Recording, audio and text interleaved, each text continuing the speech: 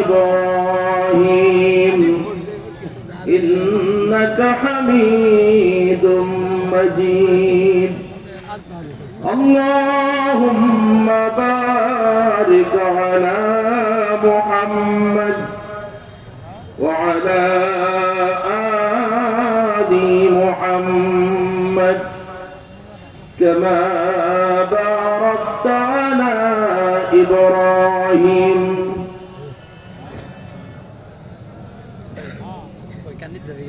إنك حميد مجيد এই ভুবনে কে আর আছে রে আপন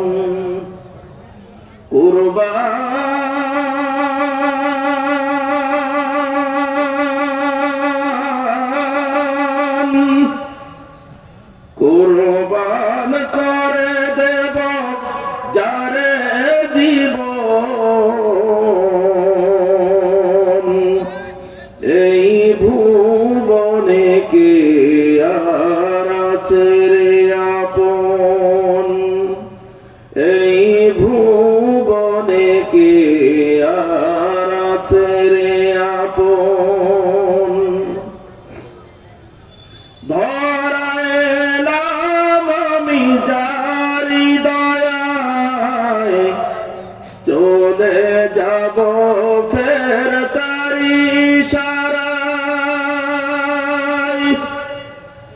ধরায় এলাম আমি যারি দয়ায় চলে যাব ফের তারি ইশারায়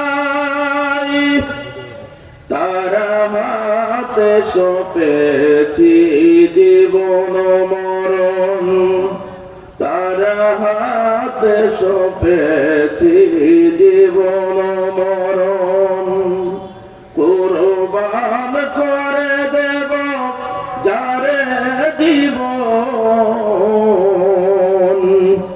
এই ভুবনে কি আর আছে রে আপন লা ইলাহা ইল্লাল্লাহ জোরে লা ইলাহা ইল্লাল্লাহ লা ইলাহা ইল্লাল্লাহ লা ইলাহা ইল্লাল্লাহ লা ইলাহা ইল্লাল্লাহ এই কালিমার দাওয়াত দিতে মার খেলেন তায়েফেতে এই কালিমার দাওয়াত দিতে মার খেলেন তায়েফেতে দাঁত ভাঙিলেন বন্দী হলেন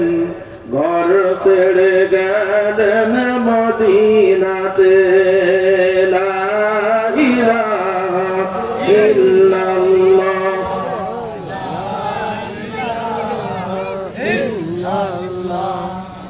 লা ইলাহা লা ইলাহা ইল্লাল্লাহ মুহাম্মাদুর রাসূলুল্লাহ সাল্লাল্লাহু আলাইহি ওয়াসাল্লাম। মুআজ্জাজ মুহতারাম উপস্থিত ঐতিহ্যবাহী শেরপুর জেলার ঝিনাইগাতি থানাধীন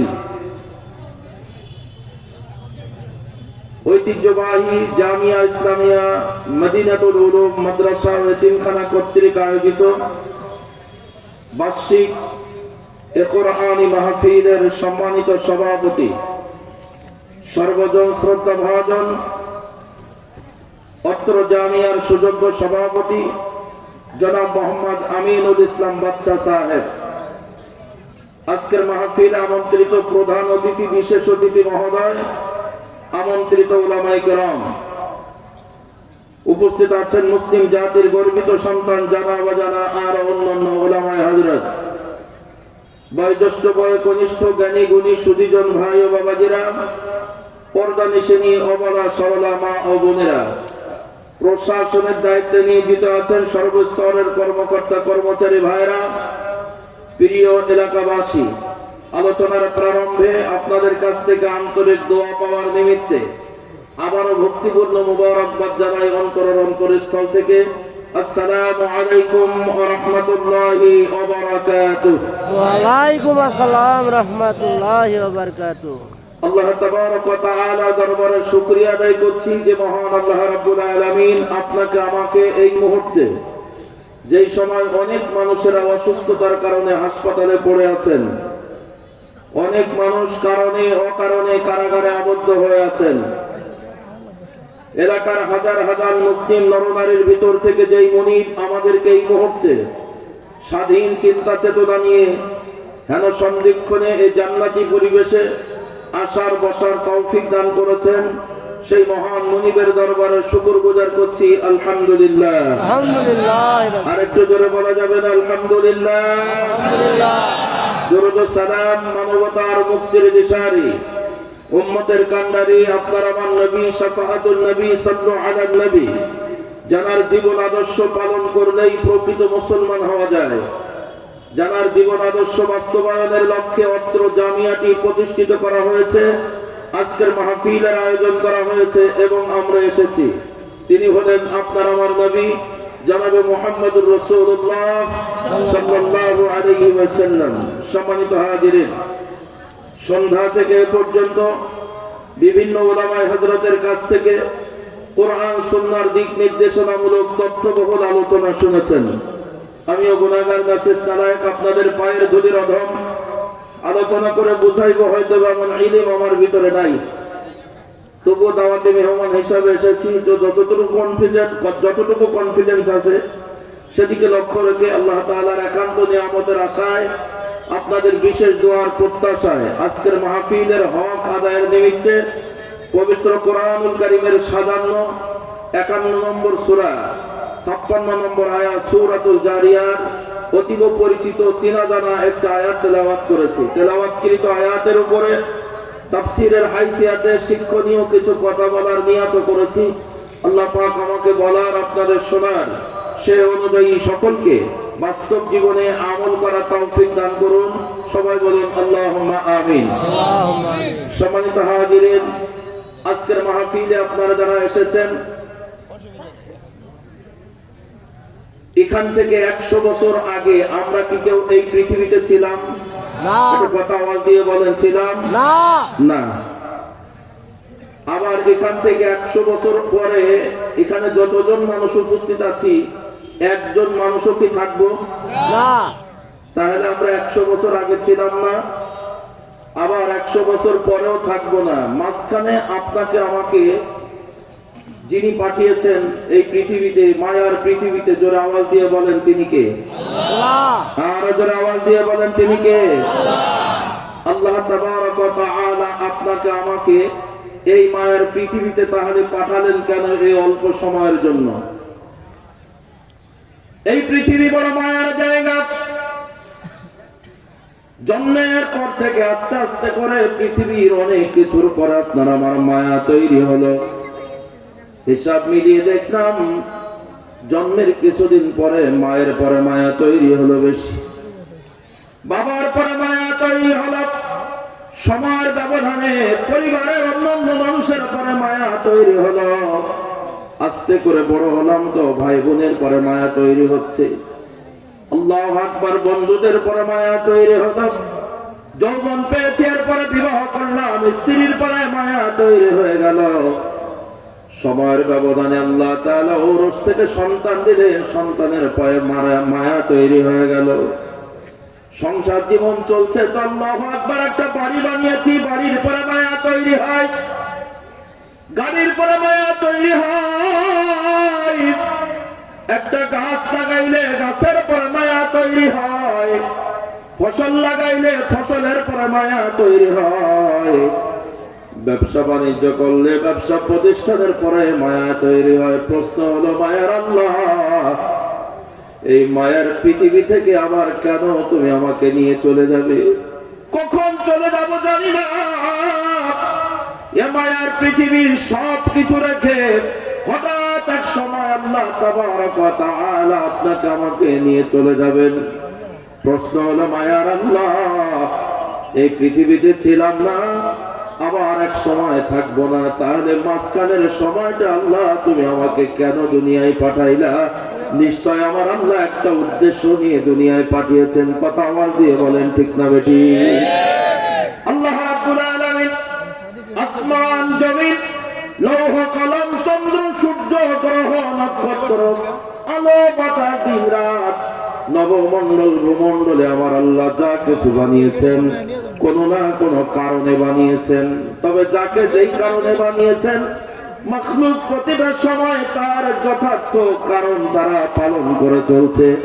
যেমন আল্লাহ সূর্য বানিয়েছেন যে জন্য, আমার মায়ের আল্লাহ সূর্য যে জন্য বানিয়েছেন, সূর্য তার শতভাগ কাজ করে চলেছে।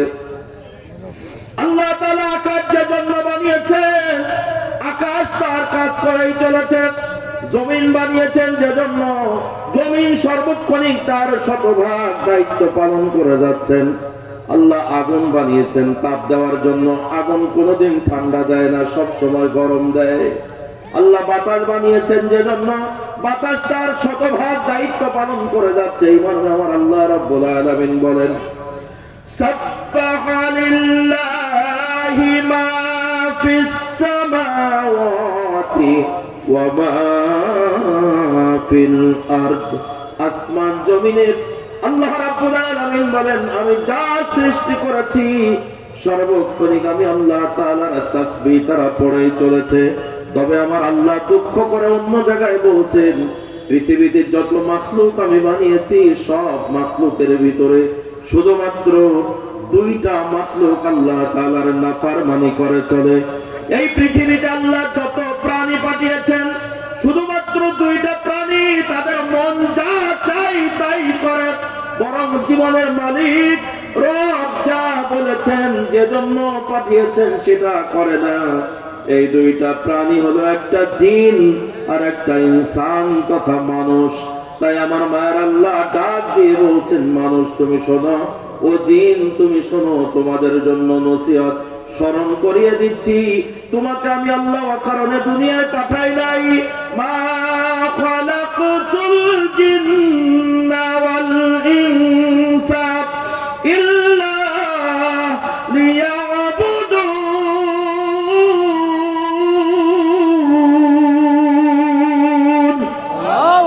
আল্লাহ বলেন, মানুষ আর জিন শুধুমাত্র কেবলমাত্র একমাত্র আমি আল্লাহ রাব্বুল আলামিনের দাসত্ব করার জন্য, আমি আল্লাহ তাআলার গোলামি করার জন্য তোমাদের তৈরি করেছি। আমি আল্লাহ তাআলার ইবাদত করার জন্য তোমাকে তৈরি করেছি। একটু জোরে আওয়াজ দিয়ে বলেন আল্লাহু আকবার। আমি এই ছোট্ট আয়াতের উপর আপনাদের সামনে কিছুক্ষণ কথা বলতে চাই। আপনাদের কষ্ট হয় মনে হয়, বুঝতে পেরেছি। আল্লাহু আকবার। তাহলে আবার একটু পরিষ্কার করে আপনাদের চেনা জানা এই কথার ভিতরে অনেক অজানা কথা লুকিয়ে আছে, সুপ্ত জিনিস লুকায়িত আছে। মুক্তার দানার মতো তা উপহার দেওয়ার চেষ্টা করবো ইনশাআল্লাহ। ওমা তাওফীক ইল্লা বিল্লাহ। আলোচনার শুরুতে আবার জিজ্ঞাসা করছি, বলেন আল্লাহ তাআলা আপনাকে আমাকে কি জন্য পাঠিয়েছেন? একটু জোরে আওয়াজ দিয়ে বলেন, কি জন্য? ইবাদত করার জন্য। আমার সভাপতি সাহেব বলছেন গোলামি করার জন্য। এই শব্দটা একদম শতভাগ সত্য। আপনারাও যেটা বলছেন ওটাও সত্য, সভাপতি সাহেব যেটা বলছেন সেটা সত্য। আপনারা কেউ বললেন আরবিতে আর সভাপতি সাহেব বললেন বাংলায়। আজকে আপনারা আমার সমাজে, তাহলে আল্লাহ তাআলা আপনাকে আমাকে পাঠিয়েছেন তার দাসত্ব করার জন্য, তার গোলামি করার জন্য, যেটাকে কোরআনের ভাষায় আল্লাহ তাআলা আরবিতে বলেছেন ইবাদত করার জন্য।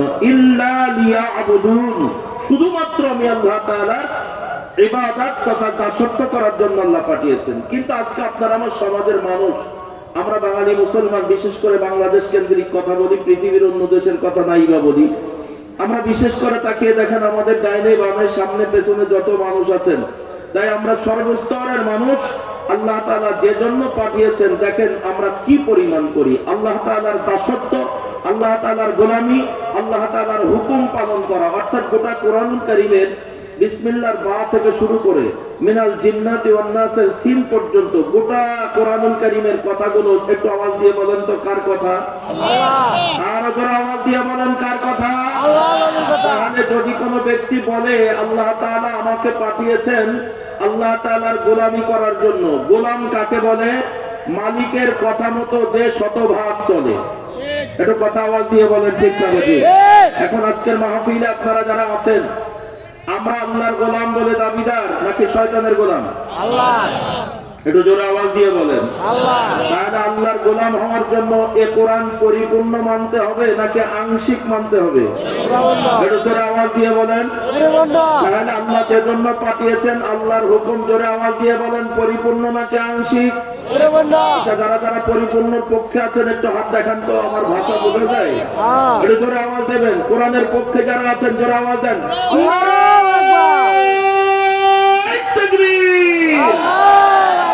আল কোরআনের আলো, ঘরে ঘরে জালো, আল হাদিসের আলো, ঘরে ঘরে জালো, কোরআন সুন্নাহ যেখানে, আমরা আছি সেখানে, সুদ ঘুষ যেখানে, আমরা নাই সেখানে, মদ জুয়া যেখানে, আমরা নাই সেখানে, জিনাবে বিচার যেখানে, আমরা নাই সেখানে, আলেম উলামা যেখানে, আমরা আছি সেখানে, স্বৈরাচার যেখানে, আমরা নাই সেখানে। দুনিয়ার মুসলিম, এক হও এক হও, মা আজকের মুসলিম, এক হও এক হও, সিলাইগাতির মুসলিম, এক হও এক হও, শেরপুরের মুসলিম, এক হও এক হও। নারায়ে তাকবীর। আল্লাহু আকবার। তাহলে আপনারা সবাই কোরআনের শতভাগের পক্ষে নাকি আংশিকের পক্ষে? আল্লাহ আমাদের সকলকে কবুল করুন, জোরে বলুন আমিন। আমিন। তাহলে আজকে আপনার আমার সমাজের সমস্যা কোথায়? সমস্যা হলো এ কোরআনুল কারীম আমার কাছে একটা আছে, আপনাদের বাড়িতে আছে, গ্রামে আছে, মসজিদে আছে, সব জায়গায় আছে, মাদ্রাসায় আছে। এ কোরআনুল কারীম আমরা দেখে দেখে পড়তে পারি, অনেক মানুষ আছে, কিন্তু কোরআনের অর্থ করতে পারি কয়জন? আলেম ওলামা ছাড়া সম্ভব নয়। কি কথা বলেন ঠিক না বেঠিক? তাহলে আমার কথা আবার একটু উত্তর দেন, জোরে বলেন। আমরা কোরআনের অর্থ করতে পারি এ সংখ্যা লোক বেশি নাকি পারি না সংখ্যা বেশি? পারি না সংখ্যা বেশি। তো না পারা লোকের সুবিধার্থে আমাদের দেশে অনেক বড় বড় ওলামায়ে কেরাম, মুহাক্কিক, মুদাক্কিক, মুতাআম্মিক, মুতামাহির ওলামায়ে কেরাম এ কোরআনের বাংলায় অনুবাদ লিখেছেন। বিভিন্ন কোম্পানি সেটা ছাপিয়েছেন। শুধু তাই না, শুধু অনুবাদ না, অনেক বড় বড় তাফসীরের বাংলা বাংলাদেশে বেরিয়ে গেছে। তাফসীর ইবনে কাসির বাংলা বেরিয়ে গেছে, তাফসীরে মাজহারি বাংলা বেরিয়ে গেছে, তাফসীরে রুহুল বায়ান বাংলায় বেরিয়ে গেছে, তাফসীরে জালালাইন বাংলায় বেরিয়ে গেছে। এরকম অনেক তাফসীর বাংলা বেরিয়ে গেছে। এটা বাঙালি মুসলমানদের সুবিধার্থে।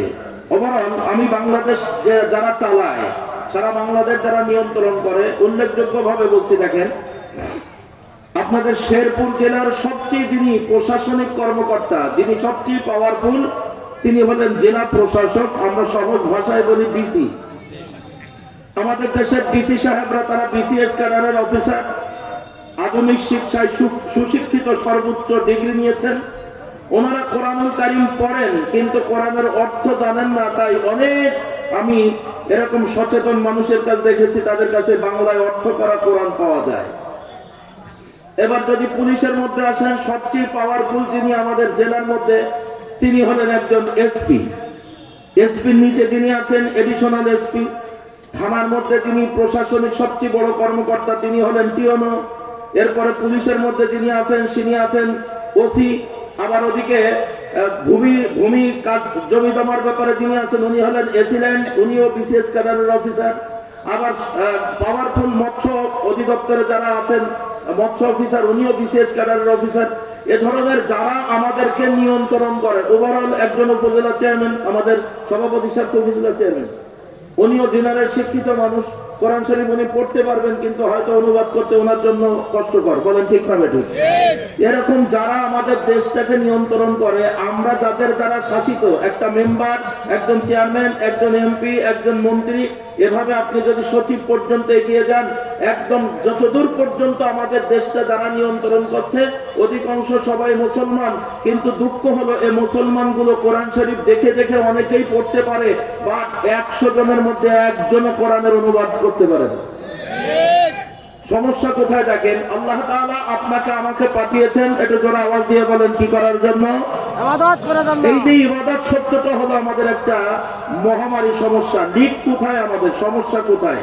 আজকে যারা শিক্ষিত মানুষ তারা বুঝতে পারছেন না আল্লাহ আমাকে বানিয়েছেন কি জন্য। ইবাদত দেখেন, প্রত্যেকটা অনুবাদের কোরআন আমি খুলে খুলে দেখলাম। আমাদের বাজারে যতগুলো কোরআন পাওয়া যায় বাংলায় অনুবাদ, তার ভিতরে যতগুলো তাফসীর পাওয়া যায় তার ভিতরে দুটো একটা তাফসীরের ভিতরে ছাড়া ওই ইবাদত শব্দের বাংলা অর্থ লেখা নাই। আমাদের চেয়ারম্যান সাহেব বললেন আল্লাহ তাআলা বানিয়েছেন আপনাকে আমাকে গোলামি করার জন্য। এই কথাটা যদি লেখা থাকতো তাহলে প্রত্যেকটা ডিসি সাহেব জানতো আল্লাহ পাঠিয়েছেন আমাকে তার গোলামি করার জন্য। এই কথাটা যদি লেখা থাকতো আল্লাহ পাঠিয়েছেন আপনাকে আমাকে তার গোলামি করার জন্য, প্রত্যেকটা এসপি, প্রতিটা এমপি, প্রতিটা মন্ত্রী যারা বাংলায় কোরআনের অনুবাদ করে তারা বুঝতে পারতো কি জন্য তাকে বানানো হয়েছে। কিন্তু দুঃখ হলো আমাদের এই সমাজে কোন উলামায়ে কেরাম এই কাজ করেছেন আমি জানি না। হতে পারে অধিক জ্ঞানের অধিকারী, এই জন্য যারা বেশি বোঝে তারা অনেক সময় ওই ভাষার উপরে চর্চা বেশি করে। দেখেন যার বেশি ইংরেজি জানা আছে সে যখন বাংলায় কথা বলে মাঝে মাঝে ইংলিশ বেশি বলে বলে কি বলে না বলেন? এখন এই বড় বড় উলামায়ে কেরাম তাদের ভুল ধরার যোগ্যতা আমার নাই। ওনারা যখন লিখেছেন ওনারা লিখছেন সব বাংলা, মূল বিষয়টাকে হাইড করে রেখেছেন। সেই কলুর বলদের মতন চোখে যেন খুশি দেওয়া আমাদের। কিরকম? ওনারা অর্থ লিখেছেন মা খালাকতুল জিন্না ওয়াল ইনসা ইল্লা লিয়াবুদুন। আল্লাহ তাআলা মানুষ এবং জিন জাতিকে পাঠিয়েছেন শুধুমাত্র তার ইবাদত করার জন্য। সবগুলো বাংলা। আল্লাহ তাআলা মানুষকে পাঠিয়েছেন শুধুমাত্র তার ড্যাশ করার জন্য। সবগুলো বাংলা আছে, ওই ড্যাশ মাঝখানে যেটা মূল বিষয় ওই জায়গাকে ওই কোরআন শরীফ থেকে ইবাদত শব্দটা নিয়ে এসে বাংলায় ইবাদত লিখে দিয়েছে। এই ইবাদত লেখার কারণে এখন যদি সমাজে জিজ্ঞাসা করা হয় অমুক লোকটা খুব ইবাদত বন্দেগী করে, তাহলে ও লোকটা কি করে? ইবাদত বন্দেগী যে লোকটা করে তাহলে সে লোকটা কি করে? কোরআনুল কারীম থেকে ইবাদত মানে ধরে নিয়েছি নামাজ, ইবাদত মানে হলো রোজা, ইবাদত মানে হলো হজ, ইবাদত মানে হলো যাকাত, ইবাদত মানে হলো জিকির আজকার, ইবাদত মানে হলো দান সদকা, ইবাদত মানে হলো তাবলীগ করা। এরকম কয়েকটা 7 থেকে 8টা বিষয় আমাদের সমাজে ইবাদত নামে চিহ্নিত হয়ে আছে। কিন্তু ইবাদত শব্দের অর্থ হলো গোটা কোরআনুল কারীমে আল্লাহ যত হুকুম দিয়েছেন প্রতিটা হুকুম গোলামির সাথে আত্মার সাথে আন্তরিকতার সাথে মেনে নেওয়া। একটু জোরে আওয়াজ দিয়ে বলেন আল্লাহু আকবার। সম্মানিত হাজিরিন, আল্লাহ রাব্বুল আলামিন বলেন ইল্লা লিয়াবুদুন, শুধুমাত্র আমি আল্লাহ তাআলার দাসত্ব করার জন্য, গোলামি করার জন্য তোমাকে বানিয়েছি। কিন্তু বড় দুঃখের সাথে বলছে এই কোরআনুল কারীম আপনার আমার কাছে আল্লাহু আকবার একটা সুবিধার পাত্র হয়ে বসে আছে। যদি জিজ্ঞাসা করি আমরা আল্লাহর গোলাম, তো কোরআন মানি কতক্ষণ? কোরআন মানি কতক্ষণ? আমাদের সুবিধা হয় যতক্ষণ, যেই অসুবিধা হয় আর আল্লাহর হুকুম মানি না তখন মানুষের তৈরি করা আইন মানি। কথা আওয়াজ দিয়ে বলেন ঠিক না বেঠিক? সম্মানিত দ্বীন ভারত, আজকের কোরআনুল কারীম আমার আল্লাহ রাব্বুল আলামিন বলেন ইয়া আইয়ুহাল্লাযীনা আমানু উদখুলু ফিস সিলমি কাফা ওয়া লা তাত্তাবিউ খুতুওয়াতিশ শাইতান ইন্নাহু লাকুম আদুউম মুবিন।